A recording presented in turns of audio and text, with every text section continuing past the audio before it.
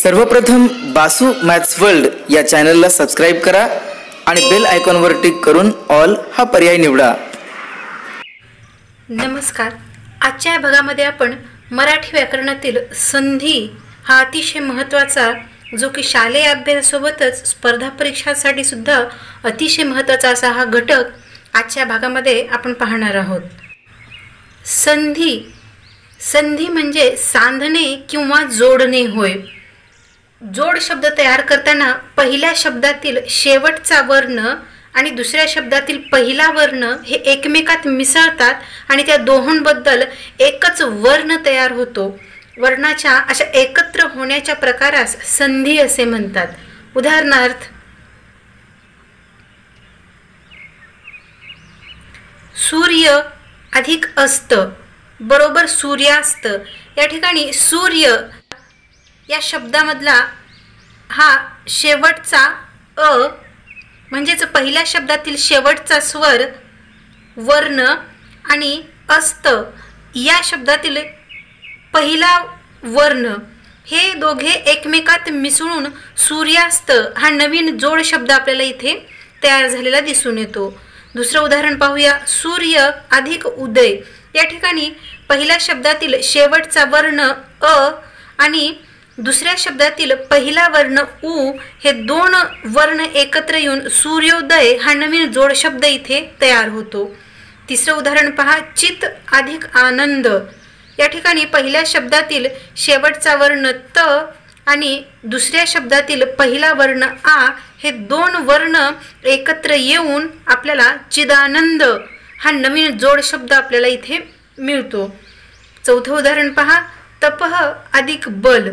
इथे विसर्ग आहे, म्हणजे पहिल्या शब्दातील शेवटचा विसर्ग आणि दुसऱ्या शब्दातील पहिला वर्ण ब हे दोघं एकत्रित होऊन आपल्याला तपोबल हा नवीन शब्द इथे मिळतो। दुसरं उदाहरण पहा, गिरी अधिक ईश। या ठिकाणी गिरी मधला म्हणजेच पहिल्या शब्दातील शेवटचा वर्ण ई आणि दुसऱ्या शब्दातील पहिला वर्ण दीर्घ ई हे दोन मिळून आपल्याला इथे नवीन शब्द तयार मिळतो, तो आहे गिरीश। अशा प्रकारे या दोन वर्णांचं एकत्रित येऊन बनलेला नवीन वर्ण, या दोहोंबद्दल एकच वर्ण जो तयार होतो तो वर्ण म्हणजेच काय आहे, या प्रकारालाच, या वर्णांच्या एकत्रित होण्याच्या प्रकारास संधी असे म्हणतात। अशा संधीचे काही प्रकार आहेत। संधीचे मुख्य 3 प्रकार आहेत। पहिला आहे स्वरसंधी, दुसरा आहे व्यंजन संधी आणि तिसरा आहे विसर्ग संधी। स्वरसंधी म्हणजे काय? दोन स्वर एकत्र येऊन संधी होणे यालाच स्वरसंधी असे म्हणतात। म्हणजे दोन स्वरांचं इथे एकत्रितपणे येणं होतं आणि मग आपल्याला जो नवीन शब्द मिळतो तो शब्द ती संधी झालेली म्हणजेच स्वरसंधी होय। उदाहरणार्थ, देव अधिक आलय।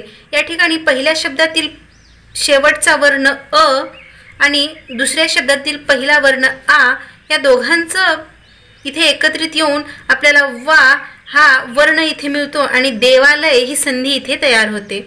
दुसरा प्रकार आहे व्यंजन संधी। दोन व्यंजनांचं एकत्रित येऊन इथे जी संधी तयार होते त्या संधीलाच व्यंजन संधी असे म्हणतात। मग या ठिकाणी पहिल्या शब्दातील व्यंजन आणि दुसऱ्या शब्दातील व्यंजन असू शकतं किंवा एका शब्दातील व्यंजन आणि दुसऱ्या शब्दातील स्वर एकत्रित येऊन ही व्यंजन संधी बनत असते। उदाहरण पाहूयात आपण, षट अधिक रिपू।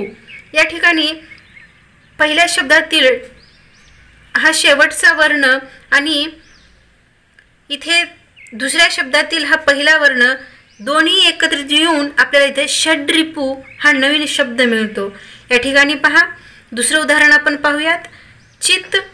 या ठिकाणी त पहिल्या शब्दातील शेवटचा वर्ण त आणि दुसऱ्या शब्दातील पहिला वर्ण आ म्हणजेच या ठिकाणी पहा, या त हे वर्ण व्यंजन आहे तर आ हे वर्ण स्वर आहे।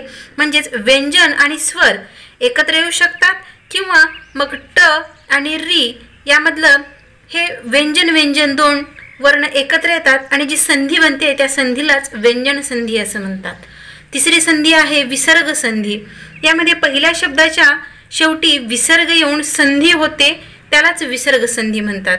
पहिल्या शब्दातील शेवटचा वर्ण म्हणजेच विसर्ग किंवा दुसऱ्या शब्दातील पहिलं व्यंजन किंवा विसर्ग आणि स्वर हे दोन्ही मिसळून इथे संधी झालेली आपल्याला दिसून येते. उदाहरणार्थ यशोधन, यशः अधिक धन.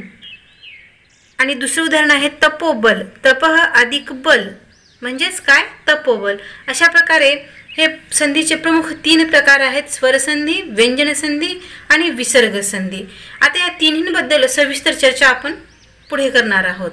बासू मॅथ्स वर्ल्ड या चॅनलला सबस्क्राईब करा आणि बेल आयकॉनवर क्लिक करून ऑल हा पर्याय निवडा.